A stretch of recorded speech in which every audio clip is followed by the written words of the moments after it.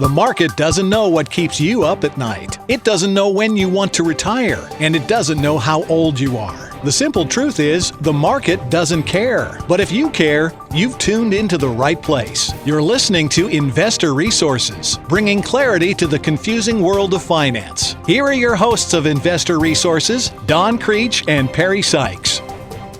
We thought we needed to revisit the subject of AI this morning in the light of a few new advances that happened in 2024. The pace of the rate of change in AI is just truly breathtaking. We knew it was going to be fast, but we didn't really know what did that mean. We just knew it was going to be faster than what we're used to, but it's faster than we could even really think about. So let's take a look at some of the headline advances that happened in 2024, and then take a look at AI from 40,000 feet and see what may be in the offing for us here. First thing to catch my attention was from our friends at NVIDIA. If you're going to talk about AI, at some point you're going to talk about NVIDIA. They have a revised product out, the Jetson Orin Nano Super Developer Kit. That is Jensen Huang there, the president of NVIDIA, and he's holding in his hand a generative AI supercomputer. It will support all the generative AI models that we use today that are out there. But what that means is that anyone who wants to can experiment with those right out of the box. They can come in at full speed and start using their own AI applications that they're developing. Now, the thing that really caught my attention was it offers 67 trillion operations per second. That's trillion operations per second. They call that TOPS. That's the TOPS number. They had to come up with that so they can stop saying trillion operations per second. They can just say this is a 67 TOPS computer. It's replacing the old Jetson Nano from 2022, which ran at a mere 40 TOPS. Just for comparison's sake, a good current business computer will run about 2 billion operations a second, which sounds startlingly fast anyway. But that's 2 billion a second. Just trying to paint the picture. A trillion is 1,000 billion, and it runs at 67 trillion operations per second. So it's significantly faster than their last version, and it's half the price.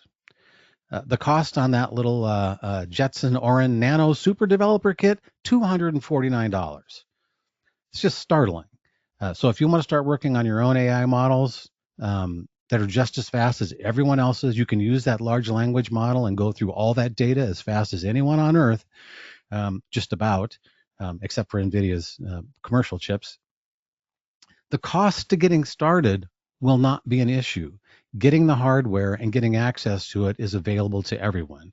That's a huge deal change in the whole world of computing. No one is competing on access to the architecture or the speed to make this happen. So that's a startling advancement, and it's one that's a big plus for all of us. Google and DeepMind. You hear quite a bit of bad stuff about Google, about how they're pretty much eliminating privacy all over the world. Google knows what everyone's doing all the time. Clearly, this AlphaFold project has been a very good thing. DeepMind is Google's flavor of supercomputer and supercomputing, and that's where they built their own generative AI tool called Gemini. And here they focused on medical research, and they have made an extraordinary advance here. AlphaFold predicts the shape of proteins. That's what, believe it or not, that's what that is. That blob is the shape of a protein. And prior to AlphaFold, it would take about a year to isolate a single protein shape. And they want the shape because the shape goes a long way in telling researchers how a given protein will interact with other molecules, so it can be enhanced or diminished, whatever the goal is. You want more of it or less of it. And so it can either promote something or prevent something in humans or plants or animals. The problem was there's over 200 million of those protein structures to identify. And so it was going to take a long, long time. At one a year, and there's over 200 million, it was a rather daunting task. Now that they brought AI into the picture, last year, AlphaFold predicted the shape of all 200 million protein structures, nearly all catalog proteins known to science. And then they made the database freely available to everyone on Earth. Uh, so far, it's had over 2 million users in over 190 countries. And that means it's already potentially saved millions of dollars, hundreds of millions of dollars in research and millions of years in research time. It would have taken 200 million years to identify those proteins using the previous process. Google recognized that's way too much information for one company to have, or one country for that matter, to monopolize. So the world gets the benefits of the entire database. Usually, when someone makes a huge breakthrough in medical science, they lock down the information, they circle the wagons, they make sure no one else knows what they're doing, and then they dole it out in little tiny bits to maximize profits. And here Google is giving the whole thing away, and everyone's using it already. It's a seminal point of medical research. It's an unbelievable thing. It just happened in 2024. It's amazing. Moving on, the third development was also made by Google from their quantum computing department. It's a new quantum computing chip. The big breakthrough was reducing the error rate that the chip makes, which allows the chip to be scaled. That's what's been going on for decades now with conventional computers. As every year you notice computing speeds keep going up. They can scale them up because the error rate is below a threshold that allows you to get the correct answer. If the error rate's too high, it doesn't matter how fast it's going. The biggest problem with quantum computing was the outcomes were always, hey, we're making great time, but we're not quite sure where we're going. So this chip goes a long way towards solving that problem. It is not ready to use yet. Quantum computing is not ready to get plugged in. This is the first big step forward in making that possible, that it's going to be ready to use. It's a huge step forward. Let me just read from the Willow site. They're saying, we'd like to announce our quantum Willow chip, state-of-the-art performance across a number of metrics, enabling two major achievements. The first one, Willow can reduce errors exponentially, so we can scale up using more qubits. That's what it uses. Instead of ones and zeros in digital language, it uses quantum qubits, and that cracks the key challenge in quantum error correction that's been pursued for almost 30 years. The second thing, and this is the startling one, believe it or not, Willow performed a standard benchmark computation in under 5 minutes that would have taken today's fastest supercomputer 10 septillion years. That's 10 to the 25th power, a number that vastly exceeds the age of the universe. And that is fast. That's not, that you can't even conceive of how fast that is. Like I said, the quantum computing is not going to be on your desk anytime soon, but it's coming. And they keep making these advances like this, and it's coming, sooner than we thought. This was looked at as not pie in the sky, but decades away. This advance says no, it's coming quicker than that. And so those are just three things. There are many, many more. That's the point. No, that's just two companies. That's two divisions at Google and NVIDIA. There are many, many more. So let's take a look at a little broader look at where AI is right now and exactly what it seems that it's going to be offering. AI versus human performance. Obviously, it's well past human performance in the areas of just basic calculation, but now it's also past the ability of humans in image classification, visual reasoning, English understanding. There are still some tasks where AI doesn't even come up to human ability yet. Mostly more complex cognitive tasks like visual common sense, reasoning, planning, and competition level mathematics, which that's part of the planning part. Usually those are multi-stage, multi-step competitions that take a thought process in the beginning on where you're going to go. AI is still very dependent on very good instructions that never need to be deviated from. Those changes are coming in what they call general artificial intelligence, meaning they're going to have more just common sense. Not there yet, so they're still coming in. Things like, though, with the image classification, things like reading X-rays, MRIs, any medical images, they're very fast, they're very accurate, and they're being used quite a bit today. But as you can see, if this line is the human baseline, we're just now kind of cracking above that.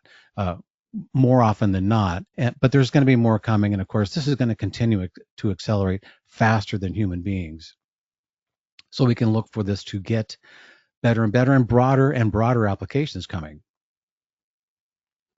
Until 2014, academia led in the machine learning models. That's where they were all coming from. That's no longer the case.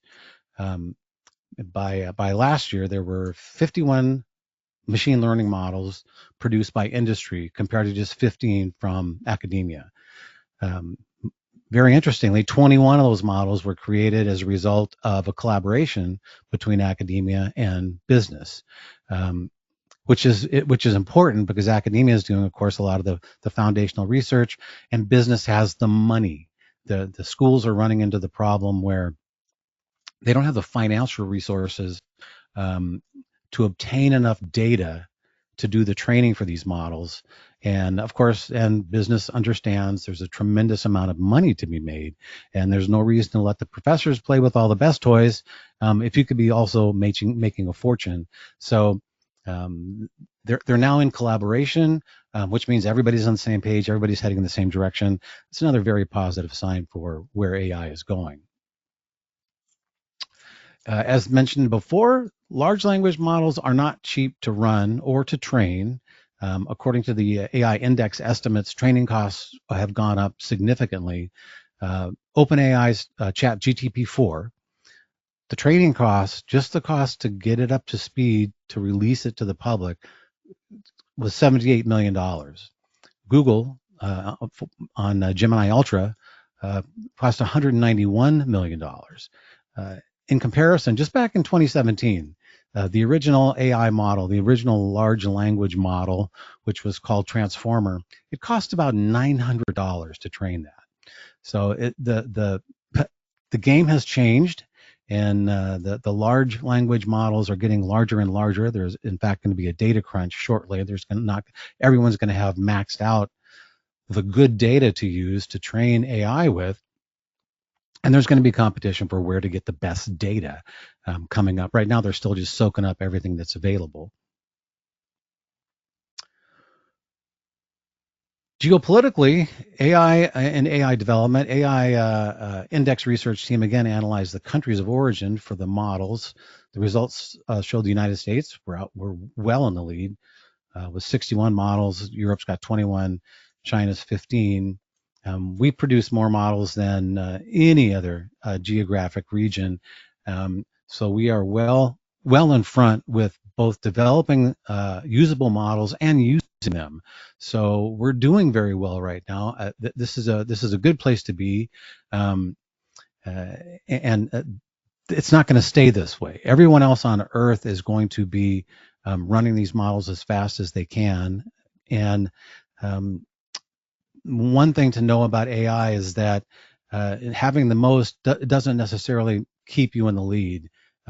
If you make a notable development, if you just have one, that may be the one that's a game changer. So this is not where the highest number of models wins, but that does mean that we are concentrating on it more than other countries right now, and our free markets are allowing more people to do this kind of research, which is important. Private investment decreased recently for the funding of AI after a huge increase. The sector attracted $25 billion last year. That's 9 times the investment of just 2022. Generative AI accounted for over a quarter of all of that. That's where it's actually increasing. That's what's gotten all the press, and that's where the money's flowing right now. So but the pool of money is going in. That's important. You have to water this at this stage to let it grow, and that water is money, and it is flowing in. Regulation about AI. 25 AI related regulations were enacted in the United States in 2023. That's 50% more than there were in 2016. The EU jumped from 22 to 32. Despite that number of regulations, the actual total number have actually dropped a little bit. So governments are concerned about the impact of AI worldwide, but they're not really sure how to address it. So they did pass a bunch of regulations, then a bunch of those went away as well. That was silly. And so they're trying to address it, but even government regulatory people can't figure out exactly where to be looking or what to be watching for. And that's an interesting point to keep in mind. We're not really sure exactly where the dangers are in AI and what to regulate and what to leave alone. That also report included information from a survey that showed the proportion of people who think AI will dramatically affect their lives in the next 3 to 5 years has increased from 60 to 66%. So people are getting it, that this is coming and it's going to change a lot of things. But unease toward AI products and services also increased 13%. 55% now of respondents reported they feel nervous about AI. They're not just saying, "Hey, this is great. I hope they hurry up with this." Everybody's a little reticent about exactly what this is going to change. And it also cited Pew data. They said 52% of Americans feel more concerned than excited about AI. That's up from 38% in just 2022. So people are much more worried about what might happen with AI than the positive side that may be coming from it. The good news, I think, is that people are realizing this is coming. You know, it's gonna be here. It is here, and it's just going to continue to grow.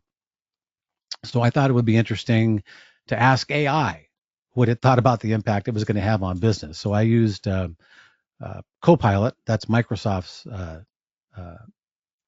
AI. It's ChatGPT-4, and it said that AI would have several significant impacts in increased efficiency and automation, leading to significant cost savings.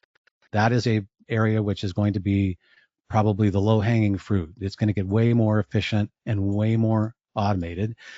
It's going to add to enhanced decision making because of its ability to analyze huge amounts of data quickly and accurately.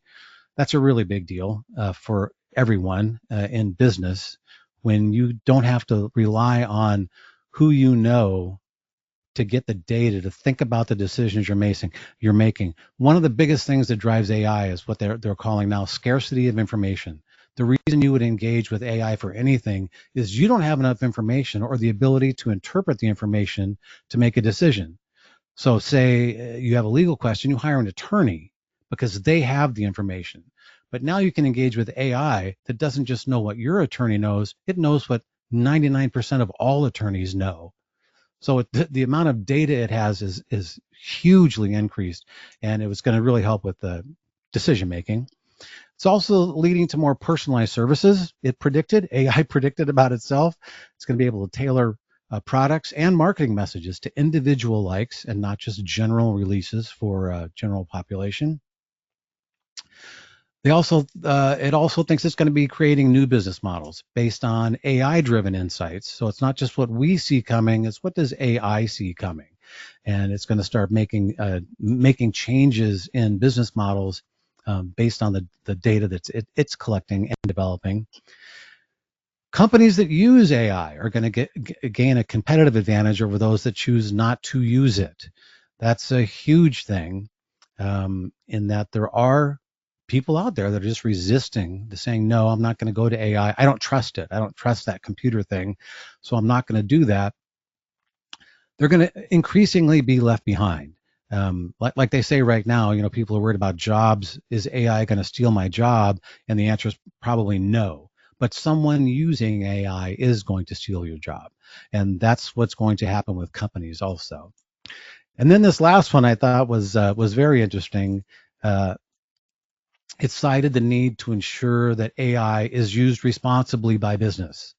Um, it's going to have ethical and regulatory challenges. But it didn't lay any of those out. I guess it was too broad a question, so there's nothing in particular. But it recognizes there's going to be issues with people using this in not the most responsible way, and that's going to have to be looked at. And people are already doing that, trying to make sure they can use AI to police anything that AI is producing. And it closed with this statement. It said, overall, AI's impact on business will be profound, transforming how they operate and compete in the market. And that, I think, is absolutely accurate. I think the impact is going to be profound on a level that we can't really identify yet. And it's important to understand that this change is already underway. It's not going to go back. And I think it's no less than what we're looking at on these pictures here. The left-hand picture, that's Fifth Avenue in New York in 1900. And there's one automobile here on the road. Everything else is horse and buggies. Everything. One car. Right-hand side, that's Fifth Avenue in 1913. Now there's one horse and buggy. Everything else is cars. And once that transformation started, there was no turning back. Many people thought horses would never be replaced, and they shouldn't be replaced. We need them. That's our way of life. But once that transformation started, there was no turning back, and we're on the cusp of a change that's every bit as large and transformative as this change. It's going to be scary. It's going to be very disruptive, but there is no turning back. And in 1900, these changes literally were coming at the speed of the horse and buggy. When these changes started, that was the norm. And it took 13 years, and it was a complete revolution. It was finished. That we're going to be moving much more quickly. That was what the beginning of my little presentation was here today. These changes are massive in the speed in which they're happening. That pace is almost impossible to follow. So get ready. There's going to be massive change coming, mostly for the good, it looks like. But there's going to be some bad players out there. There always are. So hang on, buckle up, enjoy the ride as best you can. It's already started. We're already deep into this, and it's going to continue. And this is the kind of transformative change we're looking at hitting us very quickly.